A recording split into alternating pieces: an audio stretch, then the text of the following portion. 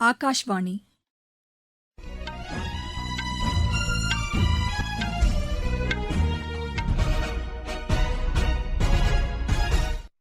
செய்திகள் வாசிப்பவர் லட்சுமி ராகவன். தலைப்புச் செய்திகள். கென்யாவுடனான நல்லுறவை மேலும் வலுப்படுத்த இந்தியா உறுதிபூண்டுள்ளதாக குடியரசு துணைத் தலைவர் திரு சி ராதாகிருஷ்ணன் கூறியுள்ளார். விவசாயிகளின் நலனுக்காக மாநில அரசுகளுடன் இணைந்து மத்திய அரசு செயல்பட்டு வருவதாக வேளாண் துறை அமைச்சர் திரு சிவராஜ் சிங் சௌஹான் தெரிவித்துள்ளார். புத்தொழில் நிறுவனங்களை விரிவுபடுத்த தேவையான கொள்கை மற்றும் நிதி ஆதரவை அரசு வழங்கி வருவதாக நிதியமைச்சர் திருமதி நிர்மலா சீதாராமன் தெரிவித்துள்ளார். தேச பிரிவினை துயரங்களின் நினைவு தினம் இன்று அனுசரிக்கப்படுகிறது. துரன் கோப்பை கால்பந்து போட்டியில் ஜம்ஷெட்பூர் அணி விமானப்படை அணியை வென்றது. இனி விரிவான செய்திகள். கென்யாவுடனான நல்லுறவை மேலும் வலுப்படுத்த இந்தியா உறுதிபூண்டுள்ளதாக குடியரசு துணைத் தலைவர் திரு சி ராதாகிருஷ்ணன் கூறியுள்ளார். கென்யாவின் நாடாளுமன்ற தலைவர் திரு மோசஸ் தலைமையிலான குழு புதுதில்லியில் குடியரசு துணைத் தலைவரை நேற்று சந்தித்தது. அப்போது பேசிய திரு சி ராதாகிருஷ்ணன் இரு நாடுகளும் நீண்ட நல்லுறவை பேணி வருவதாக தெரிவித்தார். நாடாளுமன்ற நடவடிக்கைகளில் தொழில்நுட்பங்களை புகுத்துவது குறித்து கென்யாவிற்கு அனைத்து உதவிகளையும் செய்ய இந்தியா தயாராக இருப்பதாக அவர் குறிப்பிட்டார். கென்யா நாடாளுமன்ற வளாகத்தில் மகாத்மா காந்தியின் சிலை நிறுவப்படுவதற்கு அவர் மகிழ்ச்சி தெரிவித்தார். கல்வி, செயற்கை நுண்ணறிவு உள்ளிட்ட துறைகளில் இரு நாடுகளும் ஒத்துழைப்பை வலுப்படுத்த அதிக வாய்ப்புகள் இருப்பதாக திரு சி ராதாகிருஷ்ணன் குறிப்பிட்டார். விவசாயிகளின் நலனுக்காக மாநில அரசுகளுடன் இணைந்து மத்திய அரசு செயல்பட்டு வருவதாக வேளாண் துறை அமைச்சர் திரு சிவராஜ் சிங் சௌஹான் தெரிவித்துள்ளார். ஆந்திரா மற்றும் தெலங்கானா மாநிலங்களுக்கு பிரதமரின் தேசிய விவசாயிகள் வளர்ச்சித் திட்ட நிதியை விடுவிக்க அவர் ஒப்புதல் வழங்கியுள்ளார். இது தொடர்பாக இம்மாநில அரசுகளின் வேளாண் அமைச்சர்கள் மற்றும் அதிகாரிகளுடன் காணொலி வாயிலாக நடைபெற்ற ஆலோசனைக் கூட்டத்தில் பேசிய அவர் கடந்த 12 ஆண்டுகளில் நாட்டின் வேளாண் வளர்ச்சி அதிகரித்துள்ளதாக கூறினார். விவசாயிகளின் வருவாயை பெருக்குவதில் அரசு தொடர்ந்து கவனம் செலுத்தி வருவதாக அவர் குறிப்பிட்டார். வேளாண் கட்டமைப்பு, உற்பத்தி ஆகியவற்றை அதிகரிக்க தொடர் நடவடிக்கைகள் மேற்கொள்ளப்பட்டு வருவதாக திரு சிவராஜ் சிங் சௌஹான் தெரிவித்தார்.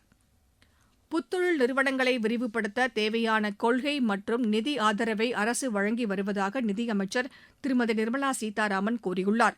ராஜஸ்தான் மாநிலம் ஜெய்ப்பூரில் நடைபெற்ற இளையோர் மாநாட்டில் பேசிய அவர் புத்தொழில் நிறுவன சூழலை மேம்படுத்த மாநில அரசுகளுக்கு தேவையான அனைத்து உதவிகளையும் மத்திய அரசு வழங்குவதாக கூறினார்.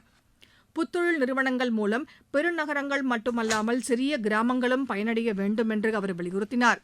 2014ஆம் ஆண்டிற்கு பின்னர் புத்தொழில் நிறுவனங்களின் வளர்ச்சியும் கடன் உதவிகளும் பெருமளவு அதிகரித்துள்ளதாக அவர் கூறினார். நிகழ்ச்சியில் பேசிய ராஜஸ்தான் முதலமைச்சர் திரு பஜன்லால் சர்மா மாநிலத்தில் தொழில்நுட்ப திறன்களை மேம்படுத்த உயர் முன்னுரிமை அளிக்கப்பட்டு வருவதாக தெரிவித்தார். நாட்டில் 2ஆம் நிலை நகரங்களுக்கு இடையேயான விமான போக்குவரத்தை மேம்படுத்த பிரதமர் திரு நரேந்திர மோடி தலைமையிலான அரசு முன்னுரிமை அளித்து வருவதாக விமான போக்குவரத்துத்துறை அமைச்சர் திரு ராம்மோகன் நாயுடு கூறியுள்ளார். விஜயவாடா, வாரணாசி இடையே நேரடி விமான போக்குவரத்து சேவையை நேற்று அவர் தொடங்கி வைத்தார். இந்த விமான சேவை ஆன்மீக சுற்றுலாவை மேம்படுத்தும் என்று தெரிவித்தார். ஆந்திர மாநிலத்தில் விமான நிலைய கட்டமைப்புகள் தொடர்ந்து மேம்படுத்தப்பட்டு வருவதாக தெரிவித்தார். விஜயவாடா, ராஜமுந்திரி, கடப்பா ஆகிய நகரங்களில் புதிய முனையங்களுக்கான பணிகள் நிறைவடையும் நிலையில் இருப்பதாகவும் திரு ராம்மோகன் நாயுடு தெரிவித்தார். நீங்கள் கேட்டுக்கொண்டிருப்பது ஆகாஷ்வாணியின் செய்தி அறிக்கை.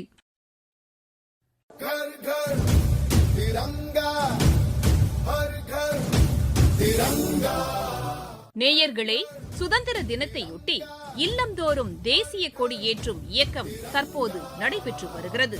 வரும் 17ஆம் தேதி வரை நடைபெறவுள்ள இந்த இயக்கத்தில் அனைவரும் பங்கேற்று தேசிய கொடியை ஏற்றி எடுத்துக்கொண்ட செல்ஃபி புகைப்படத்தை harghar.tiranga.com என்ற இணையதளத்தில் பதிவேற்றம் செய்வோம். தேசிய கொடியை ஏற்றுவோம். தேசத்தின் பெருமையை போற்றுவோம்.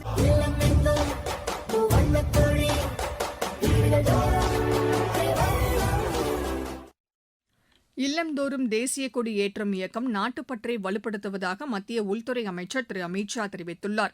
இந்த இயக்கத்தின் கீழ் நேற்று தமது இல்லத்தில் தேசிய கொடியை ஏற்றிய பின் சமூக வலைதளத்தில் அவர் வெளியிட்டுள்ள பதிவில் கோடிக்கணக்கான மக்கள் தேசிய கொடியை ஏற்றி வருவதாக தெரிவித்துள்ளார்.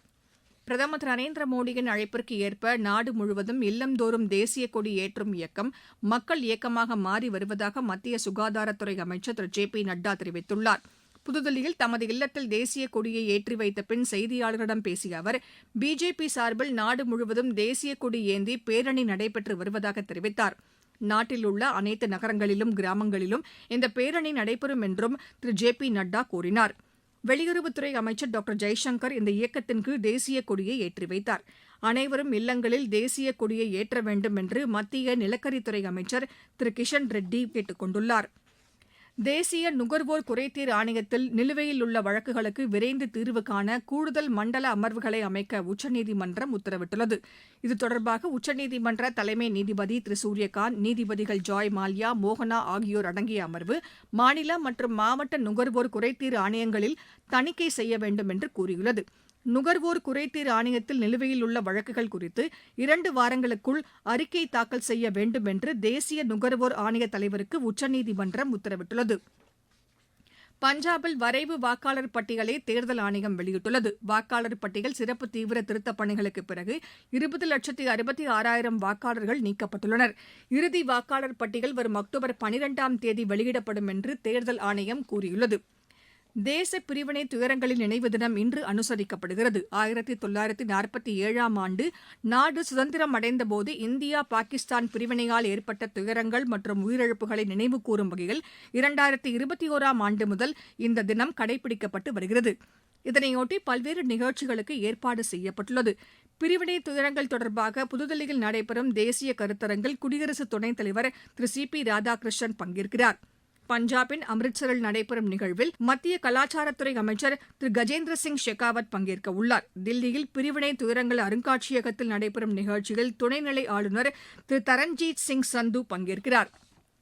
சத்தீஸ்கட் மாநிலத்தின் சில இடங்களில் இன்று அதி கனமழை பெய்யக்கூடும் என்று வானிலை ஆய்வு மையம் கூறியுள்ளது. மேற்கு வங்கம், ஜார்க்கண்ட் உள்ளிட்ட மாநிலங்களிலும் சில இடங்களில் கனமழை பெய்யும் என்று அந்த மையம் தெரிவித்துள்ளது. இதனிடையே ஒடிஷாவின் வட மாவட்டங்களில் தொடர் மழை காரணமாக வெள்ளப்பெருக்கு ஏற்பட்டுள்ளது.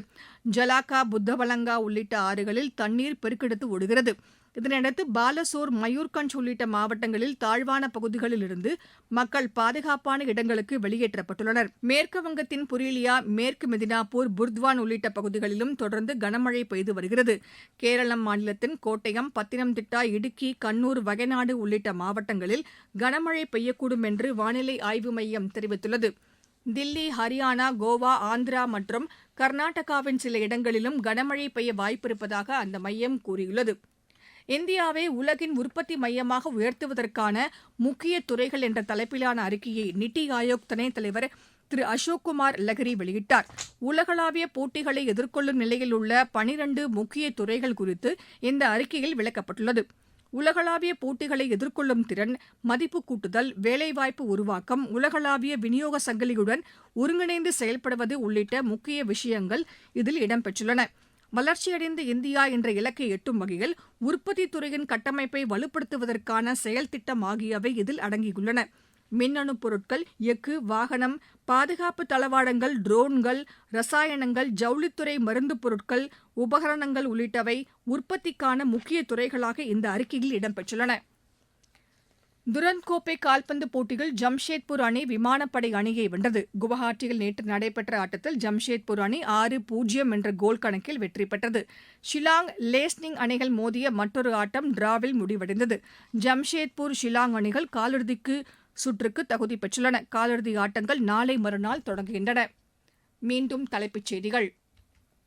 கென்யாவுடனான நல்லுறவை மேலும் வலுப்படுத்த இந்தியா உறுதி பூண்டுள்ளதாக குடியரசு துணைத் தலைவர் திரு சி பி ராதாகிருஷ்ணன் கூறியுள்ளார்.